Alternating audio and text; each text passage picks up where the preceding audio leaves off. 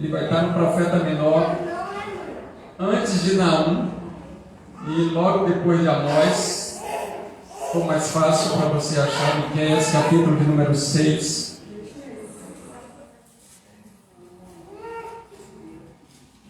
Quero compartilhar uma palavra que Deus ministrou a minha vida e está ministrando nesses dias.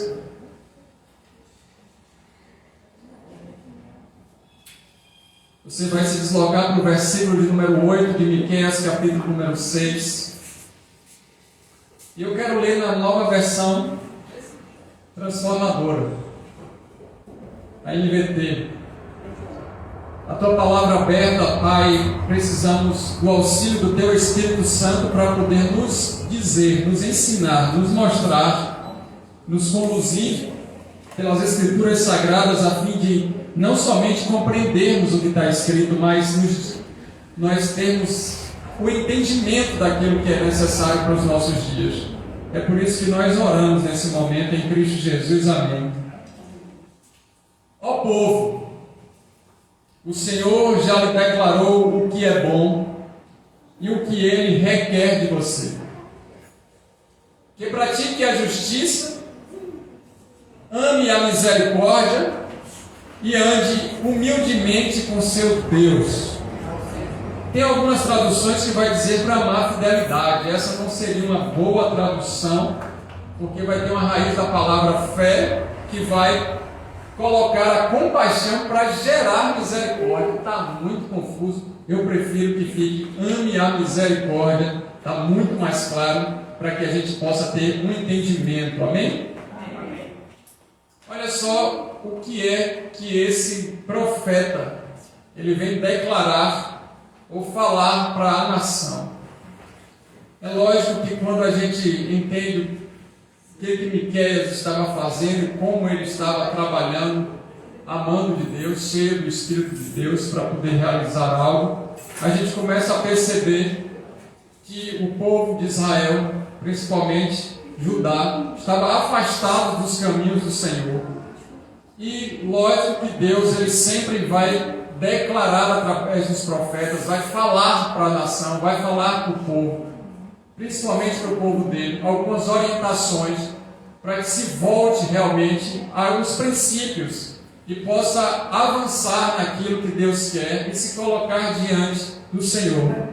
Então, seria um título para essa ministração de hoje: o que Deus requer de nós. O que é que Deus requer de nós? Muitas vezes a gente para se perguntar o que está acontecendo nesses dias, o porquê de tantas opressões, tantas situações desconfortáveis, por que a gente orou tanto e as coisas não aconteceram conforme as nossas orações, ou quem sabe a gente tem tomado algum caminho que a gente esperava algo, mas daqui a pouco não foi exatamente como a gente planejou, ou a gente estava com uma expectativa. E lógico que para ter uma resposta para isso, a gente abre as Escrituras Sagradas e a gente percebe que nela está contido tudo aquilo que a gente precisa para entender melhor a nossa vida e todas as situações que permeiam essa nossa vida. E quando a gente faz essa pergunta para nós mesmos, o que é que Deus requer de nós, o versículo de número 8 ele vai ser o apogeu aí desse capítulo número 6, e ele vai responder declarando que Deus já mostrou para todo o povo que Ele é um Deus bom e que o que Ele quer de nós é que nós venhamos a praticar essa justiça, que amemos a misericórdia e venhamos andar humildemente na presença dEle.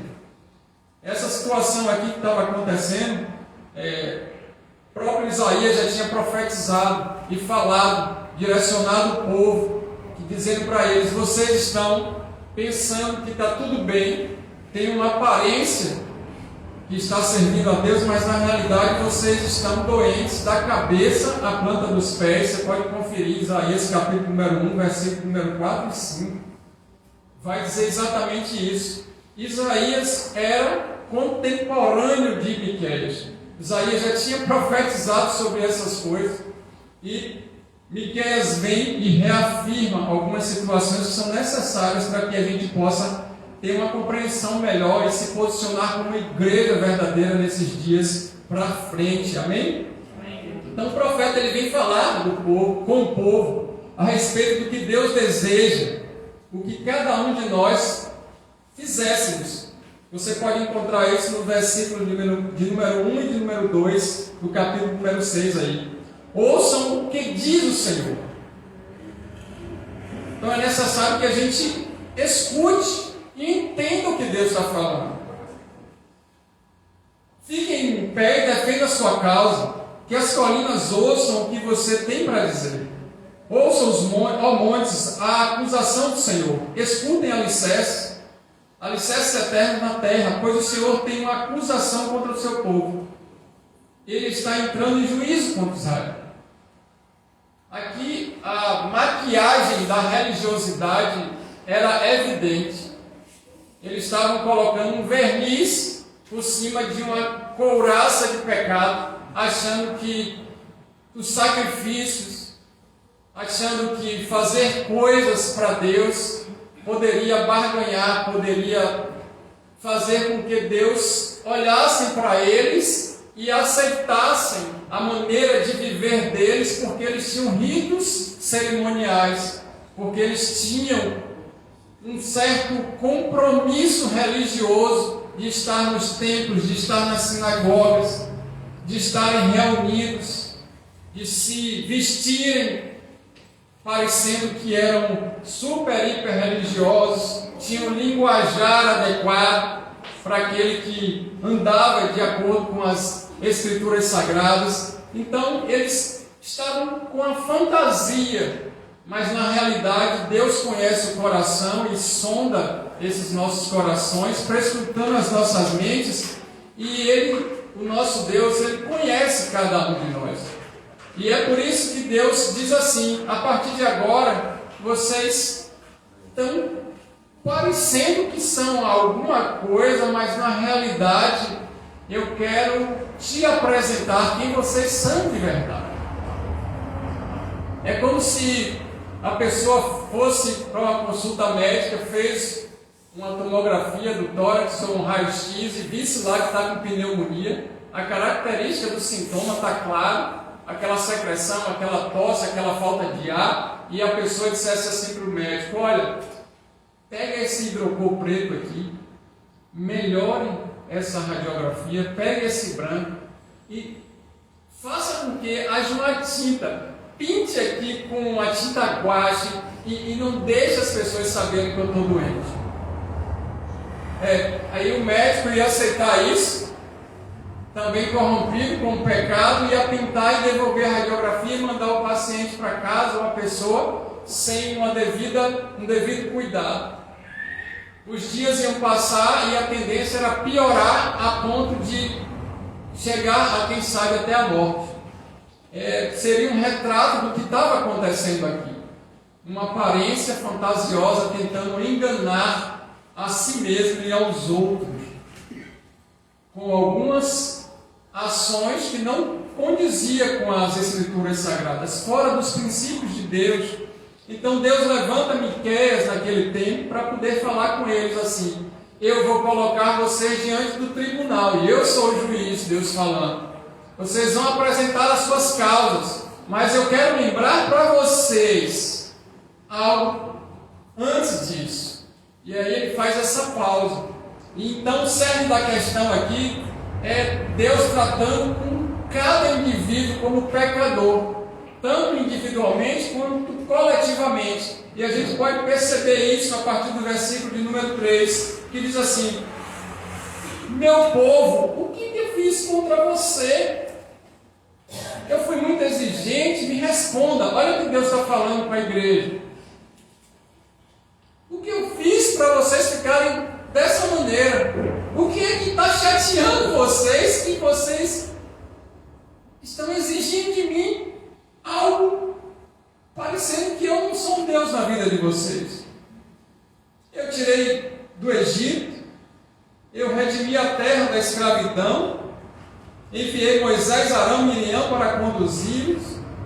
Meu povo, lembre-se do que Balaque, rei de Moabe, pediu, e do que Balaão, filho de Beor, respondeu. Recorde a viagem que você fez desde Sitim até Gilgal. e reconheçam os atos do Senhor, eles são justos. E aí Deus começa a trazer aquele povo à memória do que aconteceu, como foi que Deus o tirou com o braço forte, com a mão estendida da escravidão do Egito, do pecado, transcorreu naquele deserto, abrindo o mar vermelho, fazendo eles passarem em pés enxutos para alcançar uma promessa que ele tinha dado a Abraão, Isaac e Jacó. E agora eles ficam com as costas voltadas para Deus, com o pensamento em outros deuses estranhos, querendo coisas e conquistar coisas e ter coisas e ter poder e ter cargo e ter posição e ter status e se vestir de crente, mas na realidade não era nada disso. E aí Deus lembra para eles que o inimigo levantou um falso profeta, um profeta que estava desviado dos propósitos de Deus, para poder amaldiçoar aquele povo. E mesmo assim Deus não permitiu que o profeta amaldiçoasse o povo, muito pelo contrário, toda vez que ele abria a boca, ele profetizava coisas boas. E mesmo que tivesse orações contrárias, trabalhos feitos, enviados, comissionados contrários, Deus tinha livrado o povo de tudo que não servia, que não prestava, que era maldição, e fez com que esse povo atravessasse de Sitim até Gilgal. E quando ele traz isso na memória, ele está dizendo assim: olha, assim como eu abri o mar vermelho, eu também abri o Jordão para o povo atravessar e alcançar a promessa pela minha grande misericórdia. Eu sou um Deus cheio de graça, e fiz com que eles, apesar de não merecer nada, eu fiz isso porque eu tinha uma promessa e eu tinha que cumprir a minha palavra.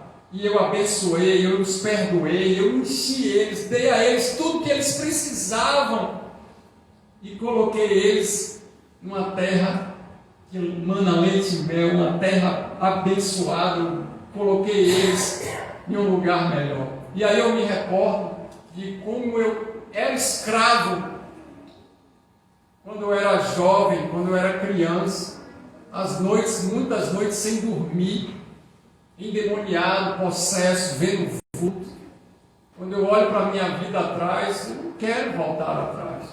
E o interessante é que quando a gente percebe e faz a leitura mais acurada desse contexto, a gente entende que depois da pessoa alcançar uma bênção, ela começa a não se lembrar do passado.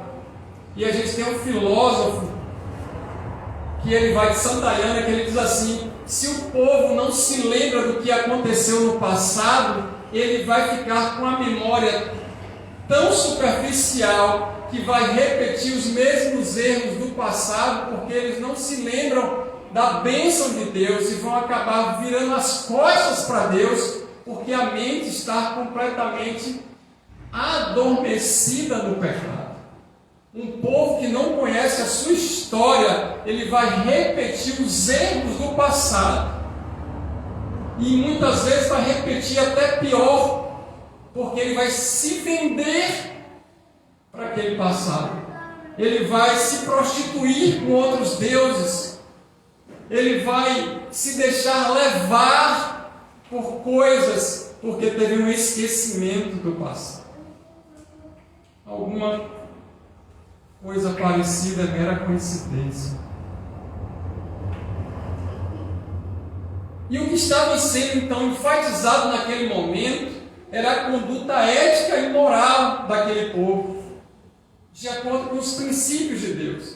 Deus não estava falando sobre os sacrifícios que deveriam ser feitos, os ritos cerimoniais que deveriam ser cumpridos. Deus já estava mostrando a grandeza da graça dele, que apesar de ser necessário cumprir aquelas atividades religiosas, de ter uma religião, de ter uma vida em espiritualidade, era muito mais importante a pessoa estar voltada para Deus e praticar a justiça, amar a misericórdia e andar num caminho humilde perante Ele.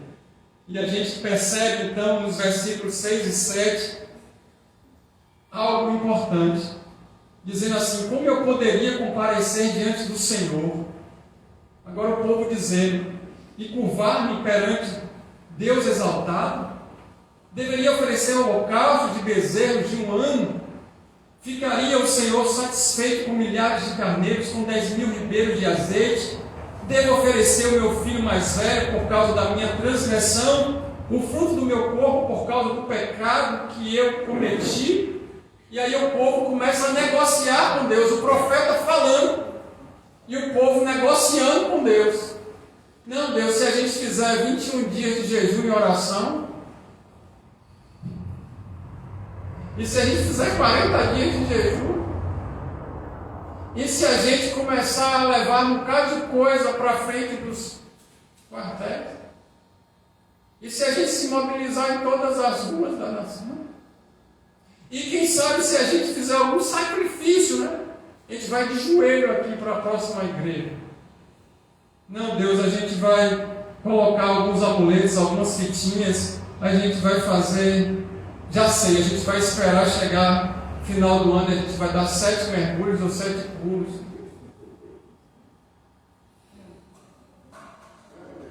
Eu vou pegar o azeite mais caro que eu tenho, que eu comprei em Israel, e eu vou ungir todo mundo, para que todos estejam consagrados diante de Deus, e a gente vai pegar aquilo que a gente tem de mais importante, vai sacrificar na igreja, a gente vai dar tudo que a gente tem, quem sabe Deus nos ouve. Era essa a história. A gente vai se unir agora, a gente vai tirar todas as placas do nome das sinagogas, vai ser uma sinagoga só. Que não seja sinagogas de Satanás, como tem Apocalipse. A gente vai se unir, mas a gente na realidade não quer se arrepender. A gente quer algum benefício com isso, tá certo? E para as pessoas não pensarem que a gente não é crente, a gente vai tentar negociar alguma coisa. O que o Senhor quer? Um holocausto de bezerros, a gente vai encher essas ruas de carneiros, são milhares, a gente vai sacrificar, e o Senhor recebe então esse sacrifício e as nossas orações, e perdoa os nossos pecados, e pronto, resolve. É isso que a gente está lendo aqui. Aí Jesus entra, o tempo passa, Jesus entra de novo no templo, e a turma está vendendo as coisas. Jesus pega o chicote, não bate ninguém, mas expulsa todos aqueles mercenários das Escrituras Sagradas, vendendo uma possibilidade de salvação. E aí as Escrituras Sagradas no Novo Testamento traz o perigo dos mercenários, que não estão preocupados em trazer uma palavra que nos conduza ao arrependimento de verdade e volte para os caminhos do Senhor. A situação agora ali estava toda voltada para os ganhos, estava relacionada com as posições, o status. Não estavam preocupados com o que Deus estava pensando ou querendo, muito pelo contrário, estavam tentando negociar. E Deus disse assim: eu coloquei vocês no juízo. Eu sou o juiz que estou julgando essa situação. Já te falei o que foi que eu fiz e como eu sou bom, como tirei vocês do aprisionamento, como eu libertei você, Leonardo. Você acordava assustado vendo vulto, eu tirei os demônios de você, você hoje dorme que para acordar dá trabalho. Te tirei do caos, da lama do inferno, te coloquei num lugar nobre. Tirei você da fome de conhecer a mim, e agora você lê e tem um entendimento melhor. Mas o que é que você está querendo negociar comigo? Você acha que eu vou receber seus 21 dias de jejum e vou fazer o que você quer? Estou falando de mim, você está fazendo sua análise.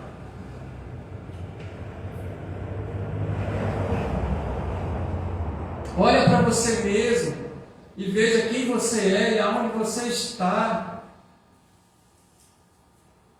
E aí eu pergunto, no versículo 7, qual foi o pecado que eu cometi, Deus? Eu não abri a igreja no horário, eu não estava no culto da ceia, eu não louvei o Senhor, eu não falei sobre o teu Evangelho, eu não me misturei com os pecadores que ficam aí perdidos.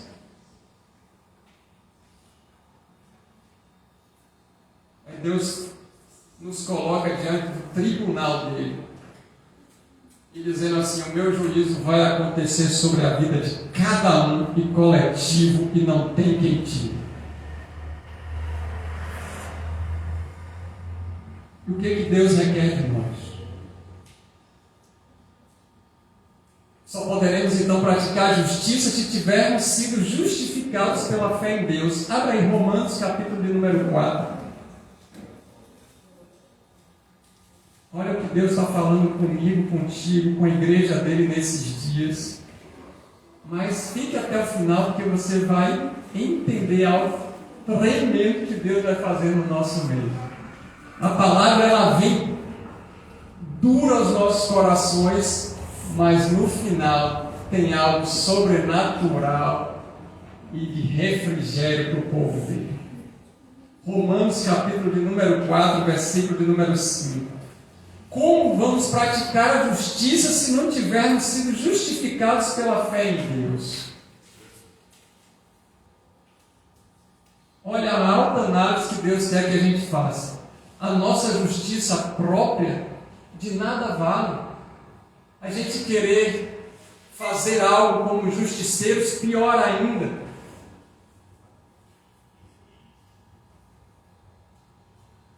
Todavia, aquele que não trabalha, mas confia em Deus, que justifica o ímpio, sua fé lhe é creditada como justiça. A nossa fé é creditada em justiça. Então não é pela nossa força, não é pelos nossos movimentos, ainda que isso seja lícito, que seja necessário e importante, mas nada que a gente faça, a gente pode receber algum benefício de Deus. Mas o que Cristo fez por mim e por você, na cruz. E a partir do que Cristo fez, Deus implantou em mim e você, em cada um de nós, a justiça dele. Uma fé para que nós pudéssemos crer nele. E através disso sermos justificados pelo sangue de Cristo derramado. E aí sim, por essa fé fomos justificados. Deus, Ele operou tudo em todos. E nós, como povo dele, precisamos reconhecer isso diariamente. Só poderemos amar a misericórdia se experimentarmos a misericórdia de Deus. A única maneira de experimentarmos a misericórdia de Deus é passando aflições. Não tem como a gente dimensionar a misericórdia grandiosa de Deus sobre as nossas vidas se estiver tudo tranquilo. Porque a gente não percebe. Nós não somos diferentes daquele povo. E aí a gente esquece, a nossa mente começa a ficar cauterizada do pecado. Os nossos ritos cerimoniais, a nossa grade litúrgica, a nossa religiosidade vai tomando conta da nossa vida e a gente vai se olhando, achando que nós somos melhores do que os outros. Olhando para nós, pensando que nós somos privilegiados porque temos esse Deus. Achando que nós merecemos alguma coisa porque merecemos. E aí Deus fala conosco. Abra aí Tito, capítulo de número 3. Vá um pouquinho para frente. E ele diz: só poderemos amar a misericórdia se experimentarmos essa misericórdia.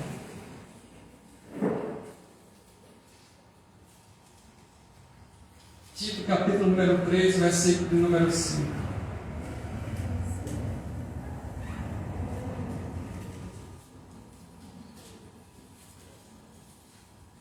Não por causa de atos de justiça por nós praticados, mas devido à sua misericórdia, Ele nos salvou pelo lavar regenerador e renovador do Espírito Santo.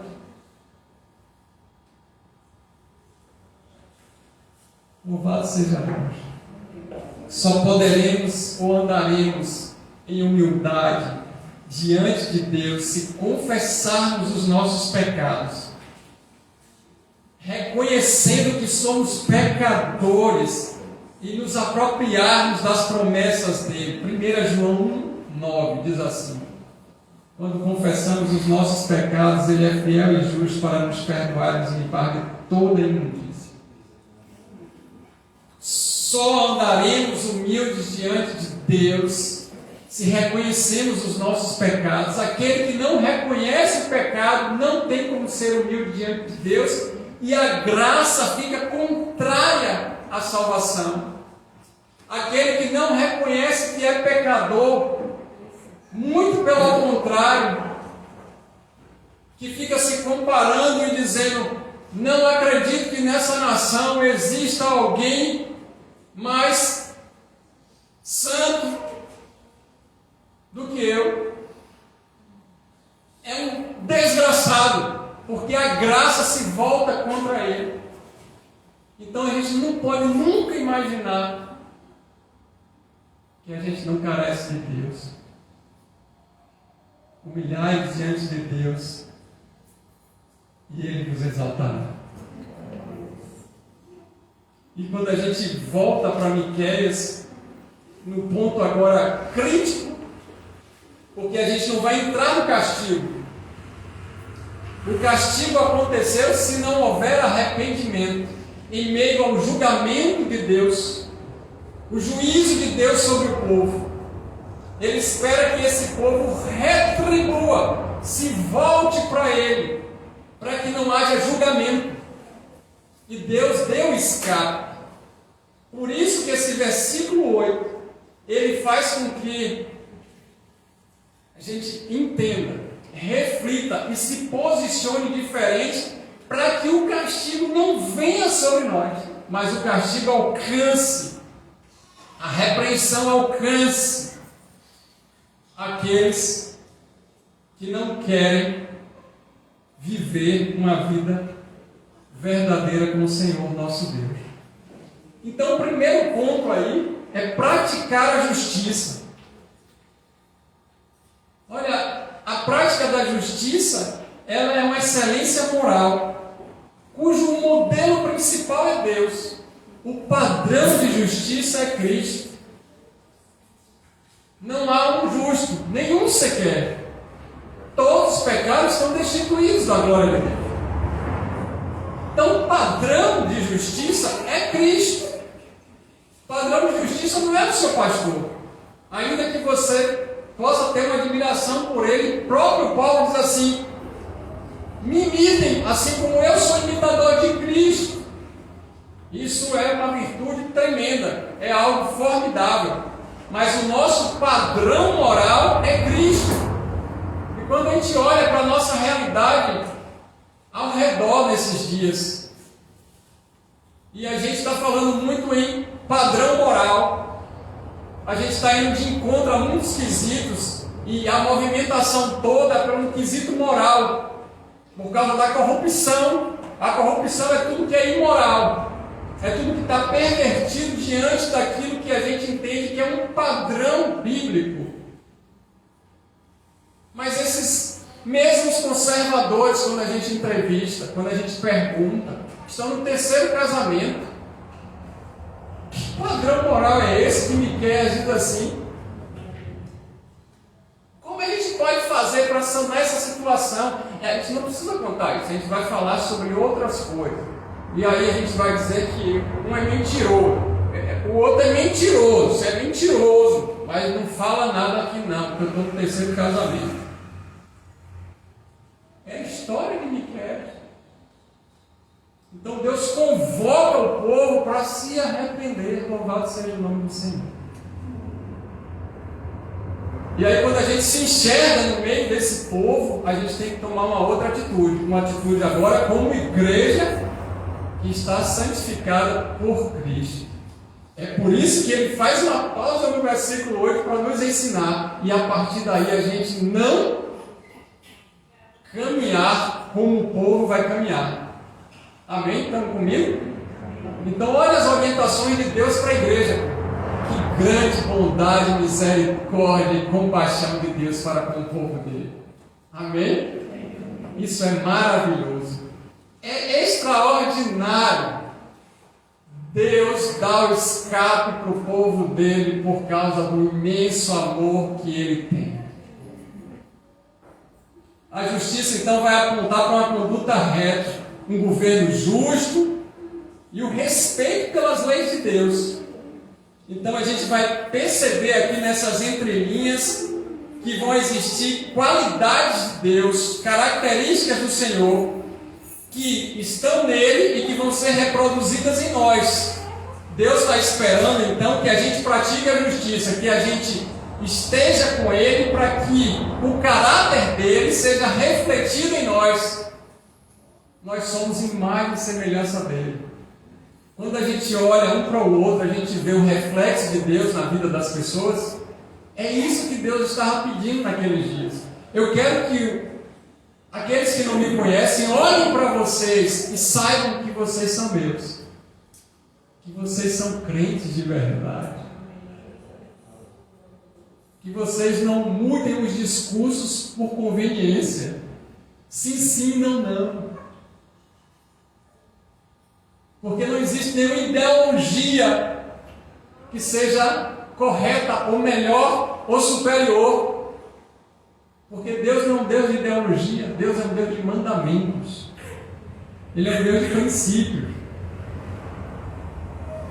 Então Deus vai conferir a justiça dele, mesmo que a gente não mereça de nada. Só que Ele está esperando que nós o venhamos a corresponder, melhor dizendo, com aquilo que Ele colocou, que Ele fez por nós. Então quando Ele fala aqui, Ele diz assim: olha como era a vida de vocês. Por isso que eu voltei à minha infância. E eu fui me enxergar lá, e como eu estou agora. E aí a gente começa a olhar para a gente mesmo e ver o quanto a gente precisa andar na integridade, na honestidade, na decência. E gradativamente nós vamos ser transformados. A palavra diz que nós somos transformados de glória em glória até a eternidade.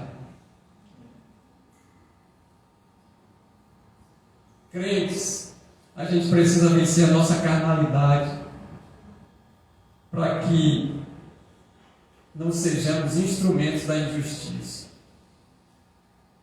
Deus não requer mais de nós crentes carnais. Deus está esperando a gente como crentes espirituais, que demonstre o fruto de justiça. O fruto do Espírito são 9: amor, paz, longanimidade, benignidade, bondade, alegria. Deus está esperando fé, Deus está esperando de nós frutos que professam o nome dele. Deus não quer mais intriga, não quer mais divisão, não quer mais confusão. As obras da carne a gente já sabe, está lá em Gálatas capítulo 5, versículo 21 em diante. As obras da carne são essas. Deus não quer que o povo dele esteja corrompido com essas coisas, mas Deus quer que a gente seja a imagem e semelhança dele. Deus é justo e vai julgar, ele julga. O pecado não fica sem resposta. Semeamos problemas durante, vou falar de mim, 48 anos, e agora eu não quero colher como nação. Quem foi que disse que não chove? A frente fria chegou, todo mundo está agasalhado, mas não estava previsto essa frente fria, essa época, não interessa, a chuva veio, vai colher a semente que você plantou lá atrás. Quem mandou você eleger no primeiro mandato? Estou falando de mim. Do que se queixa o ser humano? Os seus próprios pecados. Mas eu vou começar a te apresentar agora a misericórdia do Senhor sobre as nossas vidas. E isso vai acontecer para que nós possamos ser restaurados. Vem o juízo para Deus limpar completamente o pecado.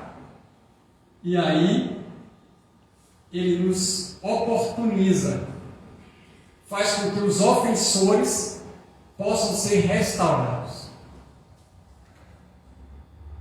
A misericórdia de Deus então começa a aparecer por causa do juízo. Então, a gente não tem uma divisão de justiça com julgamento para amor e bondade. Não temos então a diferença de juízo de Deus para misericórdia dele. Não, elas andam junto em uma balança que está equânime, equilibrada para acontecer a salvação e restauração de muitos que creem. Quando isso se concluir e Jesus voltar, aí é diferente, porque só vai ter julgamento para aqueles que não se arrependeram dos pecados. E aí o juízo vem forte para julgar todos os ímpios e aqueles que blasfemaram e escarneceram do Senhor. Ele continua sendo rei, governante, e Ele é soberano. Glória a Deus. Ame a misericórdia. Deus quer que a gente ame a misericórdia como Ele ama. Deus então vai conferir o amor dele para mim e para você, através do Espírito Santo. E aí a gente para e pensa, a gente tem o Espírito Santo? Como é que eu sei que eu tenho o Espírito Santo? Essa é uma pergunta que o crente deveria fazer. E aí, para a gente poder se sair de novo e tentar explicar que a gente tem o Espírito Santo, a gente dá rajada de língua e grita. Aí Deus olha e diz, esse sacrifício que não está valendo nada mesmo de mim. É porque você fala em línguas que você acha que você tem o Espírito Santo, está certo. Eu vou te mostrar umas coisas. Aí os demônios caíram, um mal epiléptico, e eles tentando expulsar o demônio, nada de sair, e eles olham e aí Jesus chega e diz, como é pequena a fé de vocês, dessa caixa não sai por meio de jejum e oração. O coração de vocês está longe de Deus e vocês acham que ele falando língua estranha estava batizado? Endemoniado. Diga-se de passagem que quando Satanás entrou em Judas Iscariotes, ele vendeu Jesus. Então o maior endemoniamento é o quê? Barganhar o Evangelho. Mercenários. É tempo de combater os mercenários da fé. Eu convoco a igreja para isso. Deus quer te usar para isso. Amém? Louvado seja o nome do Senhor. O amor é maior que todas as virtudes cristãs. E sabe como a gente demonstra esse amor? Servindo ao próximo. Então a gente precisa parar de olhar para nós mesmos para servir os outros. Daí a gente vai começar a demonstrar esse amor de Cristo. E essa prática do amor em serviço vai fazer com que a gente se desenvolva espiritualmente. O amor não é uma mera emoção. Ah, hoje eu estou amando. Hoje eu estou love. Acordei hoje bem, é um amor para cá, um amor para cá, estou distribuindo amor. O amor não é dessa maneira. O amor não vai ser assim. O amor precisa ser implantado em nós por Deus, através da palavra, para que a gente possa ter compaixão por aquilo que a gente não tem. Ser misericordioso com coisas que a gente não gostaria que fosse. Então a gente vai começar a se mostrar gracioso com as pessoas, a gente vai tratar os ofensores com menos rigor.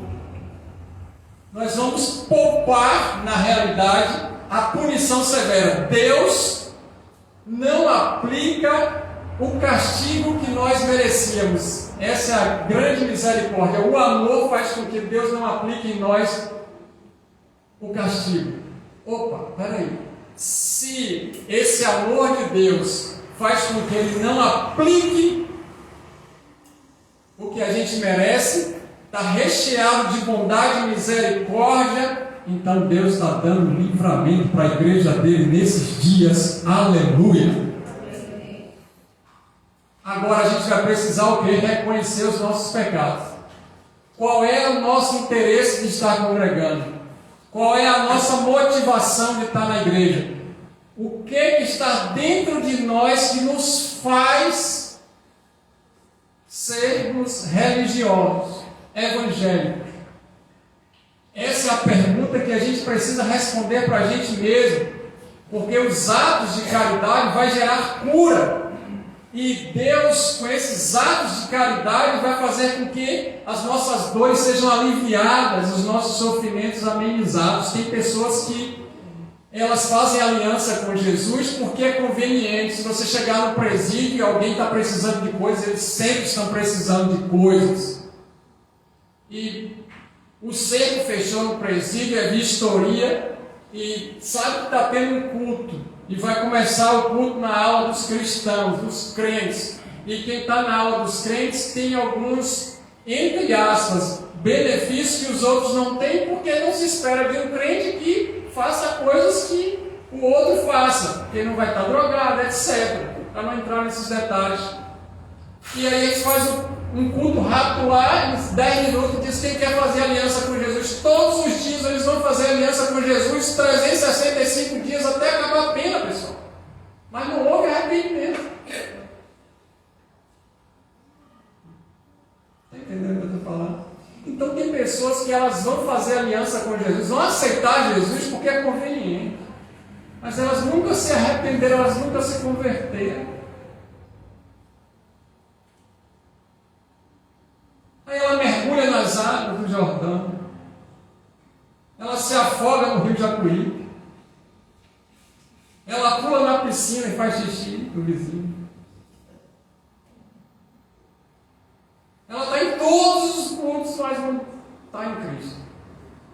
E é por isso que Deus fala, através do profeta Miqueias, dizendo assim: eu não quero mais essas coisas de vocês. Eu quero que vocês se arrependam de verdade, tenham um coração quebrantado e contrito, confessem seus pecados.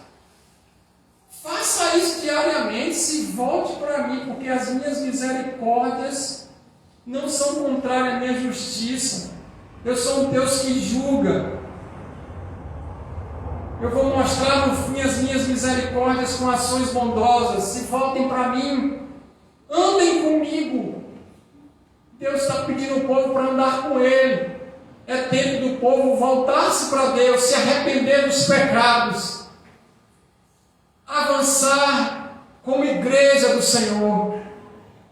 Independente de qual seja o governo, independente de qual seja o império, independente de qual seja o rei, nós já temos um governo e já temos um rei que é Cristo Jesus, o nosso Senhor. Precisamos demonstrar com as nossas ações, com os nossos comportamentos, que somos remidos pelo Senhor.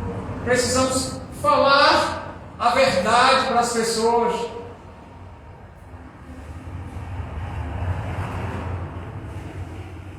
Precisamos andar na verdade, andar humildemente com Deus, comportando-se de maneira digna, honrosa, respeitosa, íntegra, nobre, decente.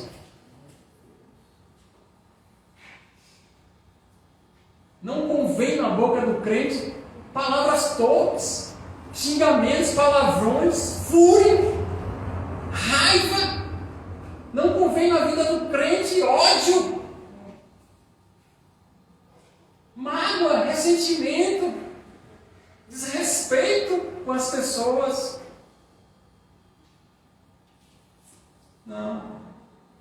Deus espera que tenhamos uma vida digna.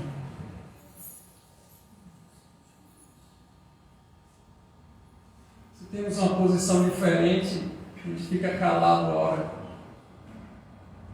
Deixa Deus trabalhar naquele que tem a posição diferente, que a gente sabe que ele não conseguiu entender nada. E ele está fora do propósito. Mas Deus é poderoso para convencer do pecado, da justiça e do juízo. A gente precisa andar humildemente na presença de Deus. E aí tem algo na nossa vida que nos atrapalha, que é o orgulho. O orgulho. Quando somos confrontados, a gente vai buscar aonde está vendendo um serviço melhor. Somos confrontados, talvez você não volte mais para outra ceia, porque você encontrou um lugar que vai falar aquilo que você quer ouvir. Aí Miguel diz assim, não adianta vocês ficarem para lá e para cá, transitando de templo para sinagoga, de sinagoga para templo, levando sacrifícios. Não é isso, gente. Não é isso.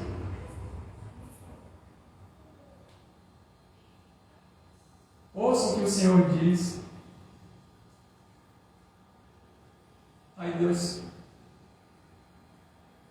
fala assim comigo e contigo. O que foi que eu fiz com vocês? Quando a gente ouve Deus falando assim com a gente, o que foi que eu fiz com vocês? Rosto no pó, lamentos, choro. Chore o altar, convoque uma Assembleia dos Santos, invoque a Deus, clame a Ele, chorem os líderes, apregoem um jejum de lamento e se convertam ao Senhor. Se voltem para Deus e andem com Ele, porque Ele está querendo abençoar e dar livramento e misericórdia.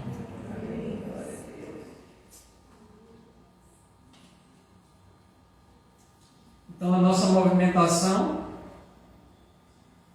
ela deve ser de deixar um caminho de autossuficiência para a gente percorrer uma direção de um novo e vivo caminho. E ele se chama Jesus Cristo. O que Jesus faria se ele estivesse conosco nesses dias?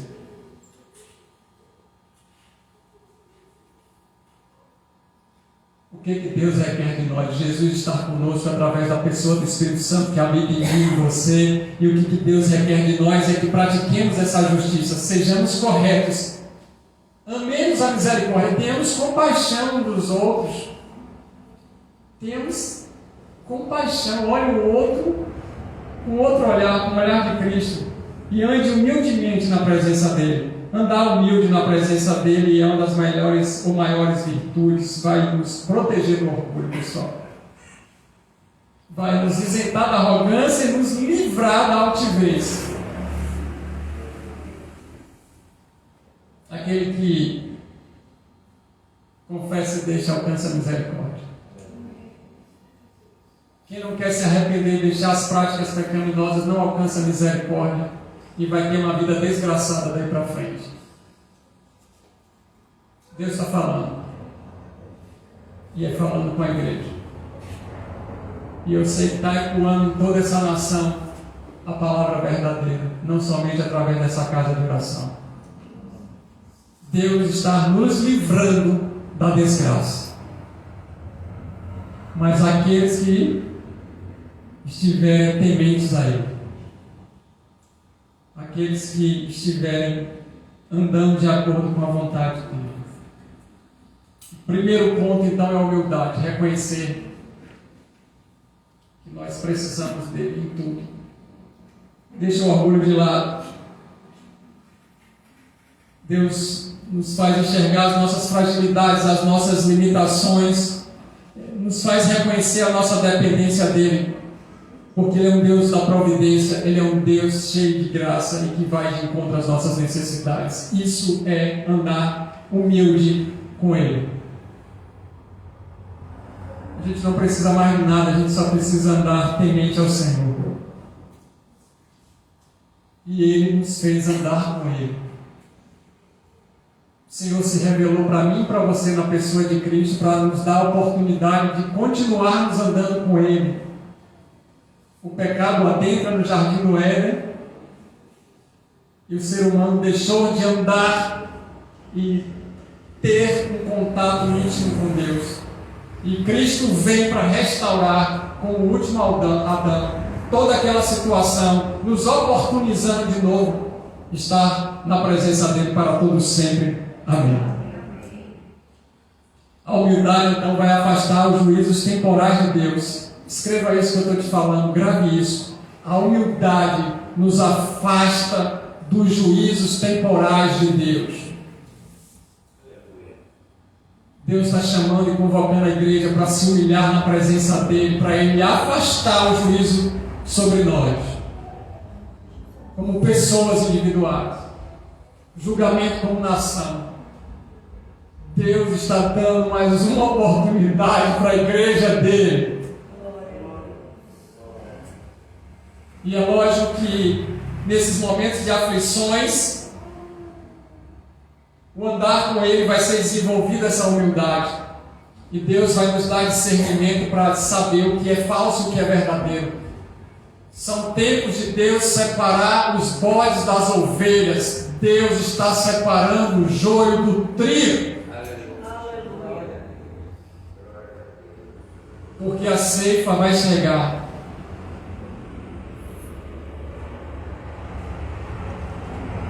E Deus já está colocando o verdadeiro na posição adequada para a eternidade. O que Deus espera de nós? A prática da justiça. Amar a misericórdia e andar humildemente com Ele. Aí qual é a boa nova para mim e para você? Que somos crentes em Jesus. Toda essa palavra de confronto, o que é para a gente já recebe. O que não é para a gente recebe. O que deveria ser para a gente recebe. Porque nós, como igreja, estamos representando agora a cada um individualmente. Nós, como família e comunidade do Senhor, a igreja do Senhor e como nação. Então tem coisas aqui que não era para a gente, mas nós como igreja recebemos. Para que o julgamento não seja severo para a nação. E para que o juízo não seja severo com nós, instituição, organização religiosa e família, recebemos também a palavra para andarmos humildemente com Ele. E como pessoas, mais ainda, para a gente não sofrer a pena por causa do orgulho. E aí depois que essa palavra veio para mim, aí Deus me levou lá no passado, e aí me lembrou coisas quando eu era pequeno que já estava esquecido na minha mente, e Ele veio assim no decorrer. Sabe aquela imagem que a gente tem assim no dia do juízo, que Deus pegou, a gente tem aqui o data show e passou toda a nossa história desde criança, e de vez em quando o Google manda algumas fotos para a gente faz a retrospectiva, e aí Deus me pegou em alguns pontos importantes assim da minha vida, salteado, e Ele foi me transcorrendo nas faixas etárias até chegar agora.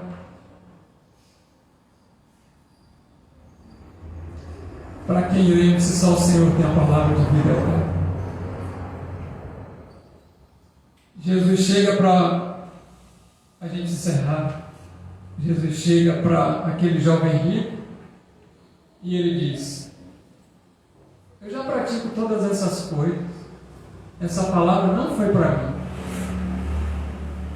Eu honro os meus pais. Inclusive eu faço doações. Eu não minto. E aí Jesus fala: então larga o seu Deus Mamon e me segue. Parafraseando e trazendo uma realidade mais específica para a gente entender. Aí foi abalado. Porque ele tinha um outro Deus que não o Senhor. Era um Deus paralelo que andava na vida daquele jovem rico. Mas também tem outra história. Que chega fariseu diante do altar do Senhor. Que eu não seja igual a esse publicano, esse pecador miserável, porque eu faço isso, faço aquilo outro, e foi apresentando as virtudes a Deus, como Deus se não soubesse. Mas o pecador chega diante de Deus e diz: sou eu mesmo. Eu não consigo nem olhar para o alto, porque eu sou dessa maneira. Ele começa ali um momento de quebrantamento, de contrição e recebe o perdão. Então Deus nos convida nesses dias para que a gente faça essa retrospectiva das nossas vidas, porque está chegando o final do ano. É essa retrospectiva verdadeira que Deus quer. Que a gente faça uma autoanálise como igreja. Porque se o juízo vier forte, e ele já está vindo, e ele já veio, Deus, com a grande misericórdia, está nos livrando do pior. Amém? Agora depende de mim e de você. Até que ele venha, a gente vai ceiar. Fazer isso em memória de mim. Jesus está nos lembrando nessa ceia que ele vai voltar para pegar essa igreja que ele comprou com o sangue dele.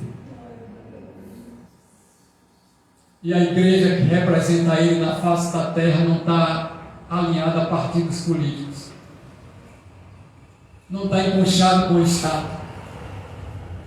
A igreja que Jesus vem buscar na face da terra é uma igreja que é soberana e está acima de qualquer governo, porque nós não pertencemos a essa terra nem a esse mundo, nós somos de outro lugar e é para lá que iremos.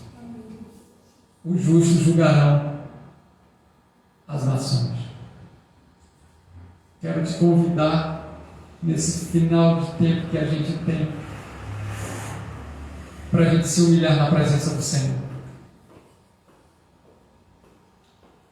Eu não quero te convidar a fazer um rito religioso de todo mundo se ajoelhar na igreja e com a mente lá no shopping, ou pensando nas contas de amanhã, ou o que é que eu vou fazer terça-feira, ou qual é o meu compromisso da semana. Não quero isso.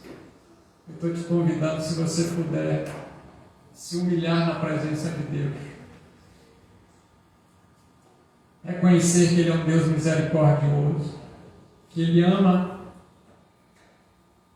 o caminho verdadeiro e que a gente pode ter uma vida de justiça, porque Ele implantou essa justiça em nós.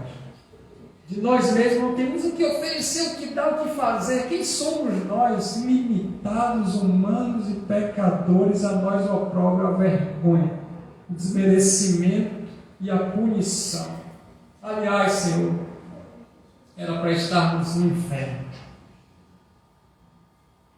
E que graça maravilhosa é essa que nos oportuniza um novo tempo, mostrando para nós, para todas as famílias, povos e nações, que o Senhor é um Deus misericordioso e que sempre dá oportunidade de recomeços e de restauração de vidas, de famílias, de nação. O Senhor é um Deus que resgata e restaura cada um. Tu és esse Deus que nós servimos. Se você entendeu essa mensagem, eu te convido a se quebrantar diante dele agora, em verdade. Deus nos convida em espírito e em verdade. Somos nós mesmos. Somos nós. Não é outra pessoa, não somos nós. Ah, Senhor.